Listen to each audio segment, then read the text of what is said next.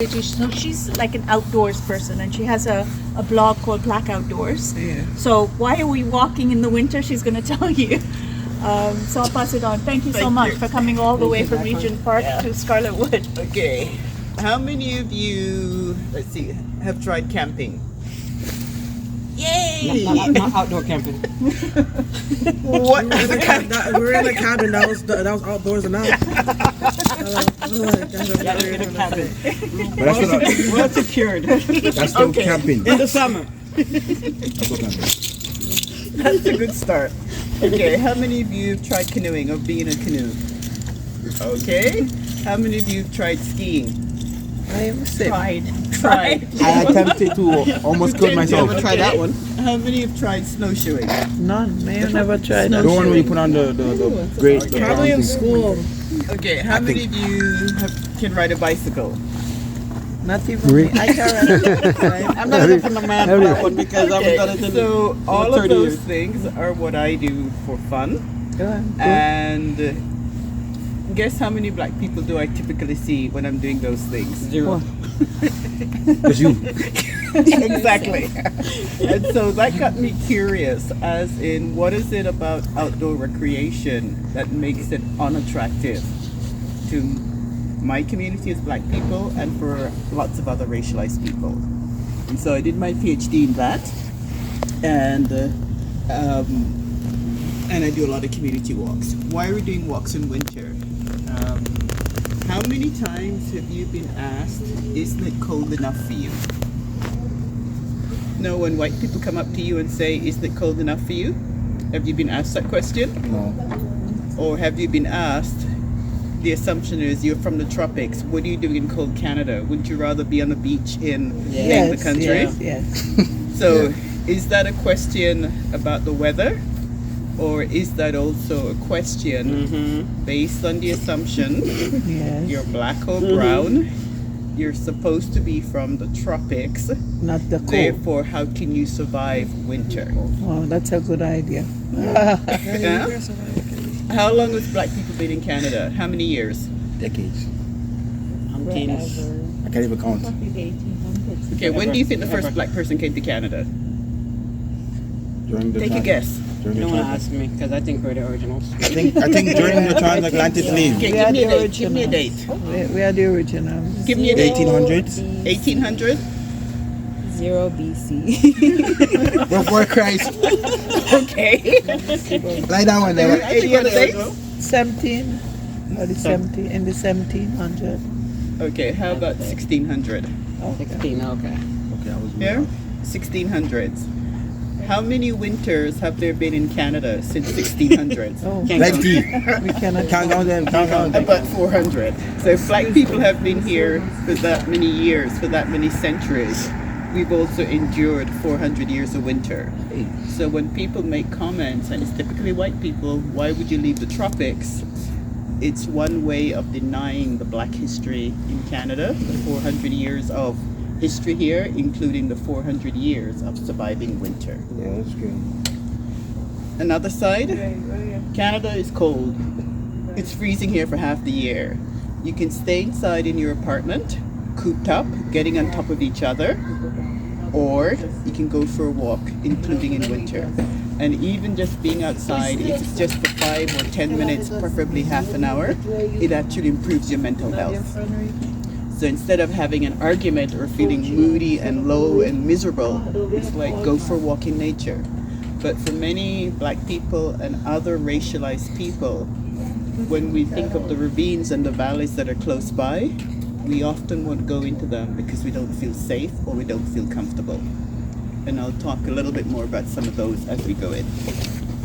Okay, so the walk is going to be about an hour long, there and back. And if you guys want, we can work out something else where in the warmer weather we can do a whole series of walks, but I'd leave that to organize. Yeah, the warmer the Are the girls coming? Are you guys coming? I don't tell them about it.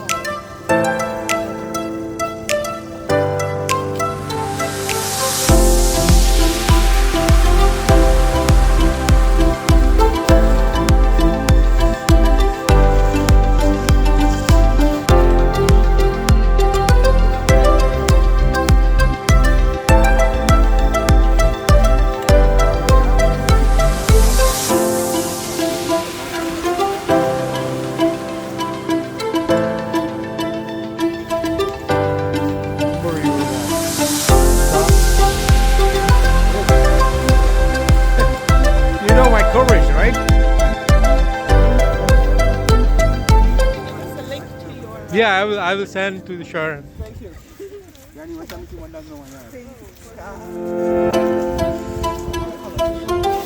We need a banner too, Sharon, something. Like kind of, yeah.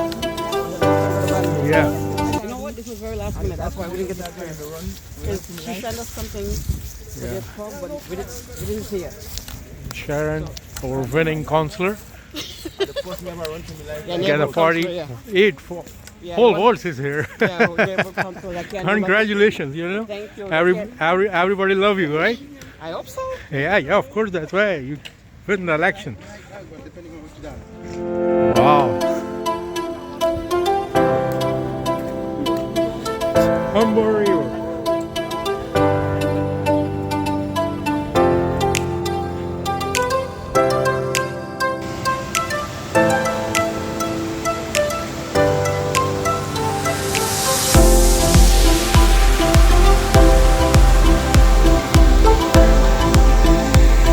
You guys come here, please.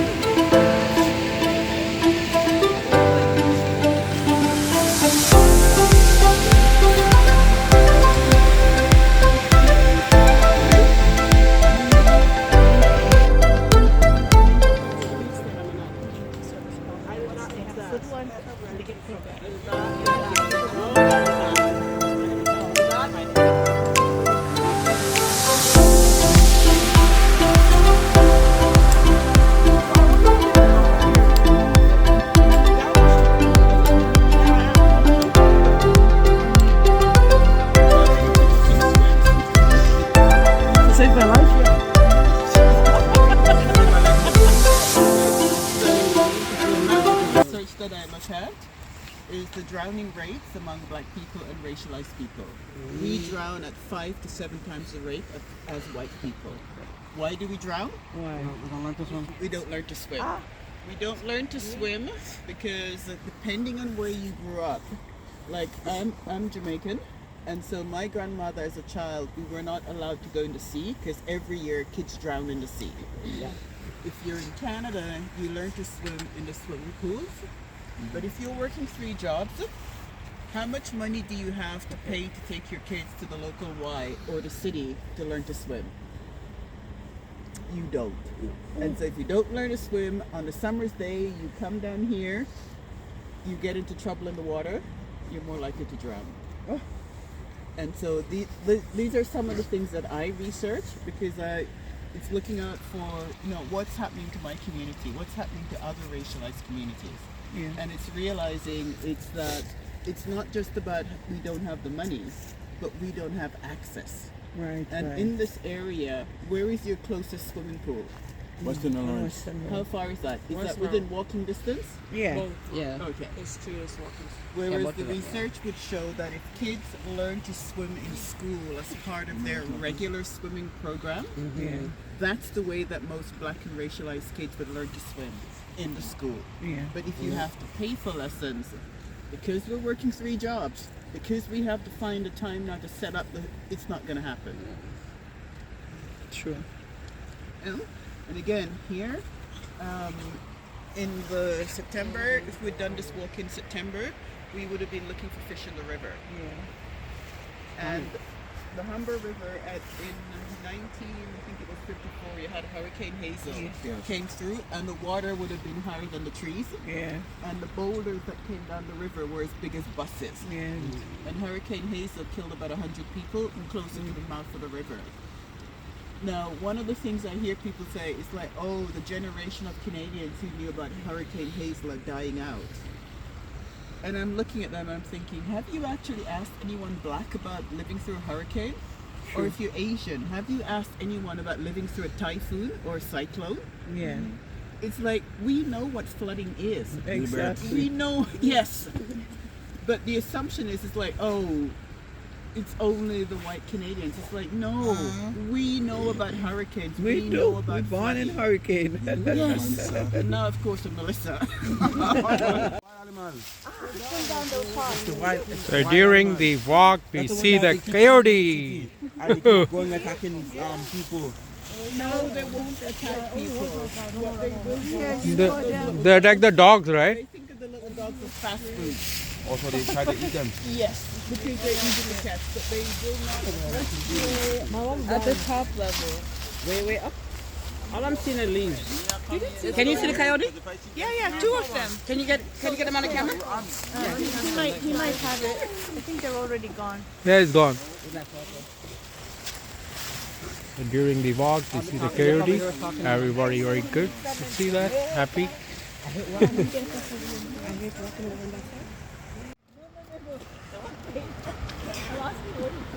No, I don't play anything. Watch the ice patch. I play people, you know, I don't play. But if I'm alone, I play whatever. No, see, I think what kind of music I play. I don't play anything, no anything with fucking. No. I don't play anything with, you know, that sort of.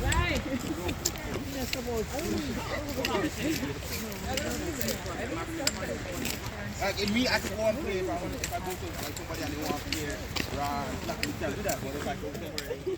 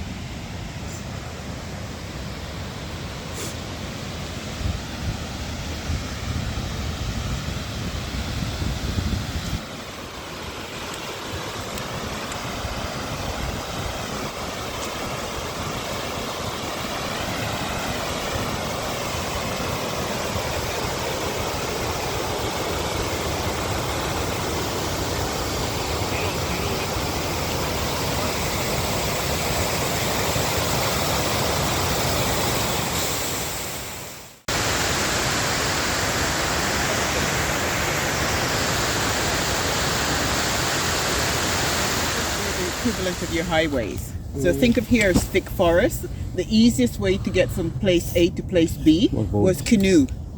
Boats. Canoe along the rivers. And one of the guys who lived in the Humber River, his name is John Hall, usually called Daddy John Hall. He's black and also indigenous, both. And